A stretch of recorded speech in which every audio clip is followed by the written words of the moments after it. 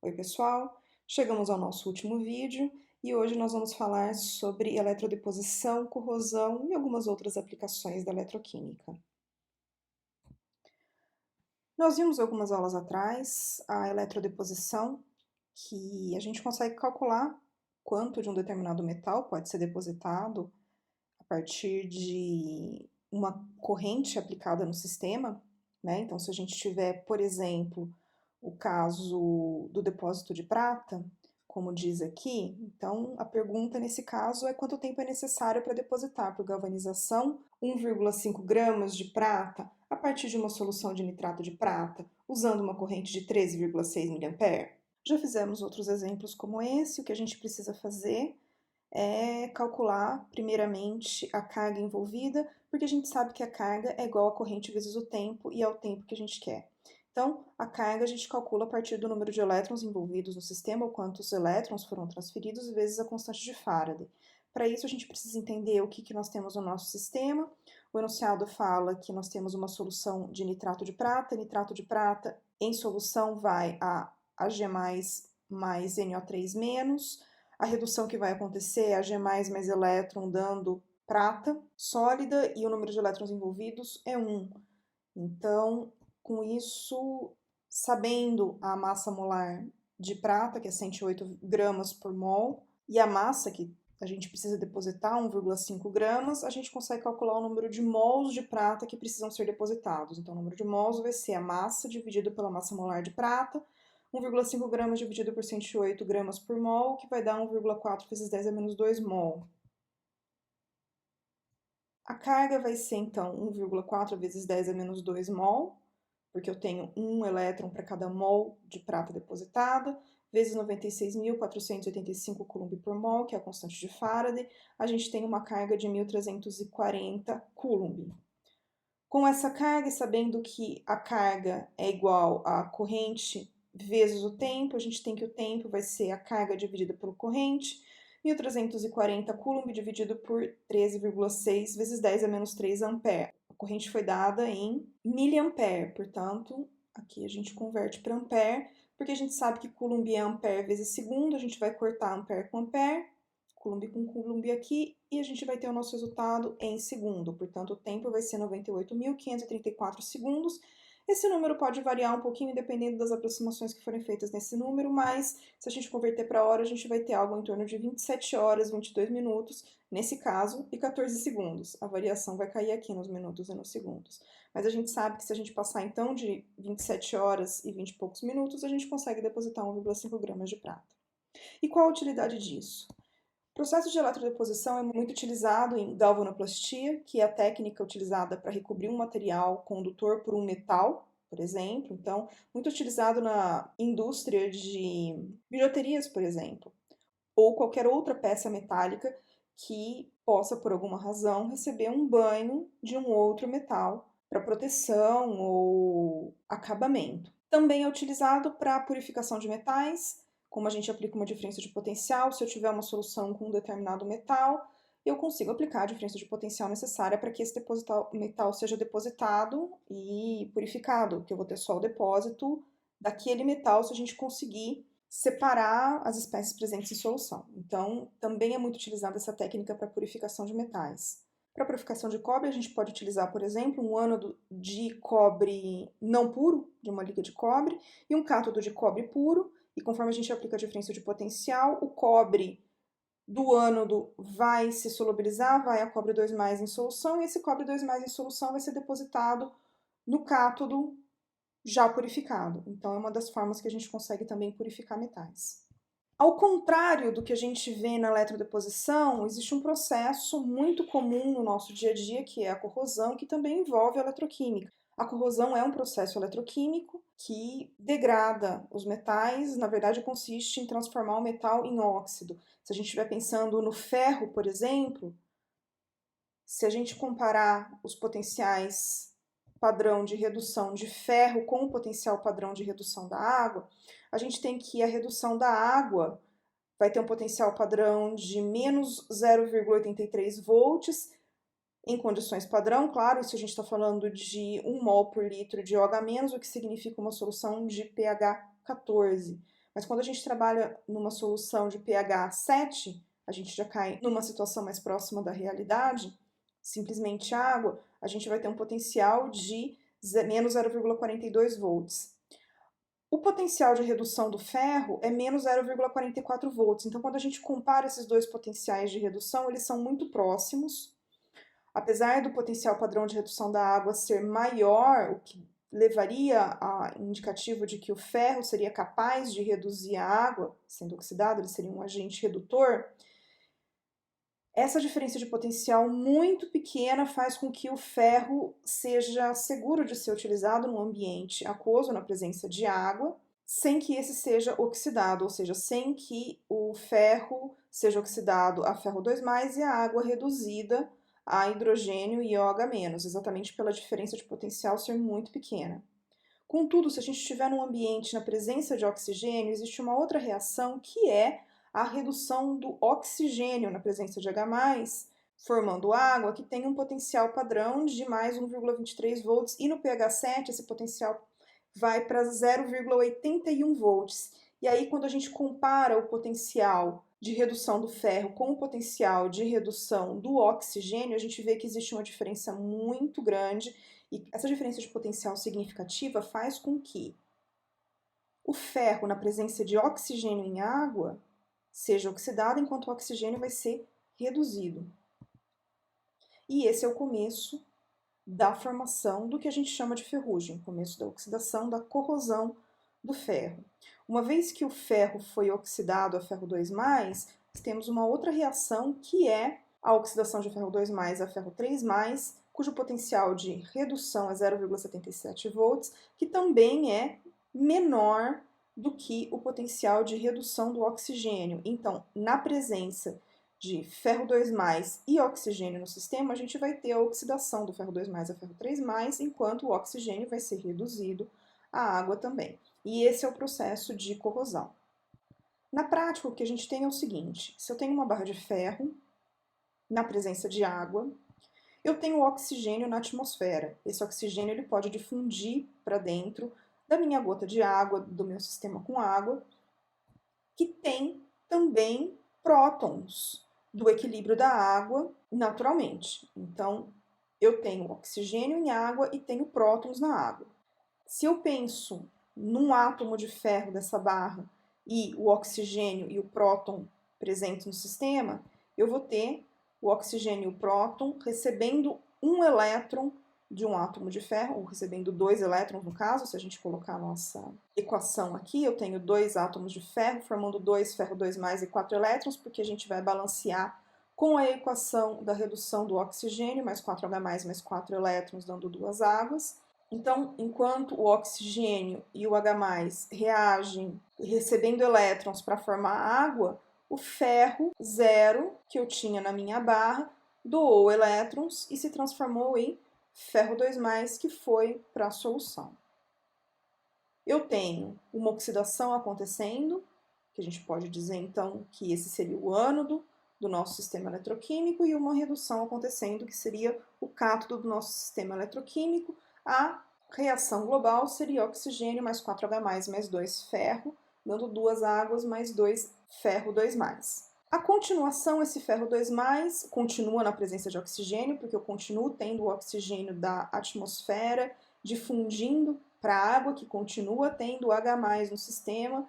O oxigênio e o H+ podem reagir, então, recebendo elétrons desse ferro 2+, que vai a ferro 3+, enquanto o oxigênio e o H+ vão formar água. Eu continuo tendo uma oxidação, continuo tendo uma redução, e a reação global vai ser oxigênio mais 4H+, mais 4 ferro 2+, dando 2 águas mais 4 ferro 3+. Esse ferro 3+, na presença de água, vai formar o óxido de ferro hidratado, e esse óxido de ferro sofre deposição na superfície metálica do ferro. Esse processo, com a água, libera mais prótons, que vai realimentar o sistema. Então, conforme eu vou tendo a oxidação, a corrosão, né, a oxidação do ferro que foi liberado, o ferro metálico que foi a ferro 2+, depois a ferro 3+, depositou como óxido de ferro, eu acabo tendo liberação de próton no sistema, que vai realimentar o sistema, e Não esqueçamos que conforme isso vai acontecendo, a gente vai formando uma corrosão, a gente está consumindo o ferro da nossa barra. Então, se eu tivesse, por exemplo, uma cobertura de tinta para proteger o sistema e isso acabou acontecendo, essa corrosão acabou acontecendo porque essa barra de ferro sofreu um risco, por exemplo, isso vai aumentando conforme eu vou tendo a oxidação dos átomos de ferro do sistema. Então, eu formo o que a gente chama de ferrugem. Se eu somar as equações envolvidas nas 3 etapas, eu vou ter uma equação global que vai ser água mais ferro sólido, mais 3 meios de oxigênio. Aqui essa equação está balanceada, não é direta somatória aqui, mais ferro 2O3 mais água. Para proteger uma superfície metálica da corrosão, o que nós fazemos é proteger essa superfície com uma espécie que não vai ser oxidada, como por exemplo uma pintura. Então, uma superfície de ferro ela pode ser pintada, uma superfície metálica ela pode ser pintada com algum tipo de tinta para proteger essa superfície da corrosão. Então, enquanto os átomos metálicos não estiverem em contato com a água, a corrosão não vai acontecer. Uma outra forma de se proteger essa peça metálica é fazendo recobrimento com algum metal que a gente chama de metal de sacrifício. Então, eu posso fazer um depósito de um outro metal em cima dessa peça metálica, um metal que vai sofrer oxidação, protegendo a minha peça metálica, nesse nosso exemplo, o ferro. Muito utilizados, zinco e cromo para proteger o ferro, que tem potenciais padrão de redução bem menores que do ferro, o que significa que na presença do ferro, essas espécies vão ser oxidadas enquanto o ferro vai ser reduzido. Então, se por um acaso o ferro sofrer oxidação na presença de água ou qualquer outra espécie, essas duas espécies em contato com o ferro vão se oxidar e reduzir o ferro. Então, nessa forma, o ferro fica protegido no seu estado reduzido. Isso pode ser usado na forma de um depósito, na forma de uma mistura, ou mesmo com uma peça metálica do metal de sacrifício sendo conectado a esse nosso metal, simplesmente. Isso é muito utilizado enterrando uma peça do metal de sacrifício e conectando por um fio a peça que nós queremos proteger. Normalmente tubulações, enfim. Então, no caso da presença de qualquer espécie oxidante, quem vai ser oxidado vai ser o metal de sacrifício. Isso facilita uma troca, por exemplo. Então, a peça se mantém intacta, enquanto o metal de sacrifício vai ser oxidado. Então, no caso de um esgotamento desse metal de sacrifício, a peça trocada seria simplesmente a do metal de sacrifício, ainda mantendo protegida a nossa peça metálica. Uma outra forma de proteger uma superfície são exatamente com a presença de óxidos. Muitos metais, eles são naturalmente protegidos da oxidação, protegidos da corrosão, pela presença de uma camada de óxido do próprio metal. É o caso do alumínio, por exemplo, que em contato com a atmosfera ele forma uma película de alumina, que a gente chama, que é o óxido de alumínio, que protege o próprio alumínio da oxidação. É por isso que esquadrias de alumínio são muito utilizadas em cidades litorâneas para evitar a corrosão a partir da maresia. A atmosfera em cidades litorâneas, ela está carregada de gotículas de água que carregam um pouco de sal, eletrólitos, então é uma água mais cheia de íons que favorece a corrosão. E por isso o alumínio é muito utilizado nesses casos, porque a partir do momento que se forma aquela película, aquela capa, aquela camada de óxido de alumínio, a peça fica protegida da corrosão, certo? Então, a eletroquímica consegue explicar o que acontece na corrosão e o conhecimento de eletroquímica também permite que a gente consiga proteger os materiais da corrosão. Na prática, células eletroquímicas são muito utilizadas para várias coisas. Alguns exemplos são células primárias, que são aquelas que não são carregadas. Exemplo, células secas, alcalinas e de prata. Aqui nós estamos falando de pilhas. Basicamente, as pilhas elas têm uma estrutura que a gente consegue identificar um ânodo e um cátodo. Então, nesse caso, que é uma representação de pilhas alcalinas, a gente tem o cátodo formado por grafite, que fica no meio. O ânodo é um envoltório, digamos assim, de zinco, e no meio nosso eletrólito, digamos assim, é uma pasta de óxido de manganês cloreto de amônia, cloreto de zinco e carvão. Cada tipo de pilha sofre reações diferentes, então aqui estão alguns exemplos. Então, no caso da pilha alcalina, que a gente tem aqui, a gente tem representação da célula, zinco com óxido de zinco, OH-, hidróxido de manganês, óxido de manganês. Então, a gente tem zinco mais 2OH- dando óxido de zinco, água mais elétron, e nós temos óxido de manganês mais água mais elétron, dando hidróxido de manganês e OH-. Então, a gente vê que a pilha vai se esgotando, a gente vai formando o óxido de zinco de um lado e o hidróxido de manganês do outro, e a pilha vai se esgotando com o tempo. Quando ela acaba, acabou. Elas não podem ser recarregadas. Já as pilhas que a gente consegue recarregar são chamadas de pilhas de células secundárias. Elas são carregadas antes e depois do uso, né? Elas são carregadas antes do uso. Alguns exemplos são a célula de chumbo ácido e célula de íon lítio, que são as baterias utilizadas nos nossos equipamentos eletrônicos, e a de chumbo ácido nos veículos. São células que, se a gente aplica uma corrente no sentido contrário ou simplesmente coloca na tomada, a gente tem o nosso sistema sendo recarregado, ou seja, os elétrons andando no caminho contrário e retornando ao estado inicial. Quando a gente tira da corrente e conectamos os polos, a gente passa a ter a reação espontânea, gerando corrente elétrica. Também temos várias reações, dependendo do tipo de bateria da qual nós estivermos falando, e essas baterias estão presentes no nosso dia a dia constantemente. Um outro tipo de célula que funciona exatamente da mesma forma, mas com abastecimento contínuo, é a célula combustível. A célula combustível, ela é abastecida de um lado por hidrogênio, ela tem um eletrólito no meio que é permeável somente a prótons. Do outro lado, ela é abastecida com oxigênio. E do lado, a gente vai ter a reação de hidrogênio formando 2H+, mais elétron. Esse elétron é transportado pela parte externa do sistema, pelo sistema externo, enquanto o próton é transportado para o outro lado da célula, onde encontra o oxigênio e reage para formar água. Esses elétrons saem do ânodo pelo sistema externo, chegam no cátodo. Aqui a gente tem, então, a oxidação do hidrogênio, enquanto nós temos a redução do oxigênio do outro lado. A vantagem desse tipo de célula é que ela libera, única e exclusivamente, água e calor. Então, eu tenho a conversão de hidrogênio e oxigênio em água e calor. Um possível uso e grande foco de estudo desse tipo de célula seria a utilização em veículos. A gente eliminaria o uso de combustível fóssil, eliminaria a emissão de CO2 e passaria a emitir água na atmosfera. O grande problema está no abastecimento a partir de hidrogênio, que é um gás inflamável, e para que a célula funcionasse seria necessário um reservatório de hidrogênio, ou seja, um cilindro de hidrogênio no veículo. Existem alguns protótipos de veículos rodando já, normalmente ônibus, rodando, utilizando células a combustível abastecidas por hidrogênio, ou seja, utilizando reservatórios de hidrogênio, mas são protótipos ainda, isso ainda não está em circulação e muito estudo ainda envolve o desenvolvimento de células a combustível.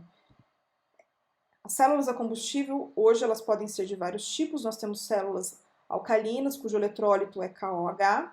Então a gente tem no cátodo o oxigênio reagindo com 4 elétrons mais água formando OH-, esse OH- reage com hidrogênio no ânodo formando água mais 4 elétrons. Numa célula combustível ácida também é possível, o eletrólito é o ácido fosfórico, a gente tem o hidrogênio formando H+, mais elétron, e do outro lado o oxigênio reagindo com esse H+, mais os elétrons formando água. Existem outras variações de células a combustível, utilizando outros combustíveis diferentes do hidrogênio, que facilitaria o abastecimento, ou o reservatório para o funcionamento dessas células a combustível. Um exemplo é o metanol. Existem já células a combustível à base de metanol funcionando, abastecendo edifícios e equipamentos. A desvantagem do metanol é que ele é tóxico. Então, muitos estudos são feitos para tentar utilizar etanol no lugar de metanol. Sim, já temos células a combustível funcionando à base de etanol, o problema é que a reação não é tão limpa. Ou seja, a conversão não é 100% de etanol a CO2. Então, além do CO2, a gente tem formação de ácido fórmico, por exemplo, que é um produto final da reação. Uma vez que o ácido fórmico é formado, ele não oxida mais nada e ele acaba sendo um subproduto não desejável, digamos assim. Mas sim, existem muitos estudos, existem várias células com sistemas diferentes funcionando. Então, no caso do metanol, a gente tem o metanol mais o H- formando água e CO2 de um lado, e a gente tem o oxigênio com elétron mais água formando o OH- do outro.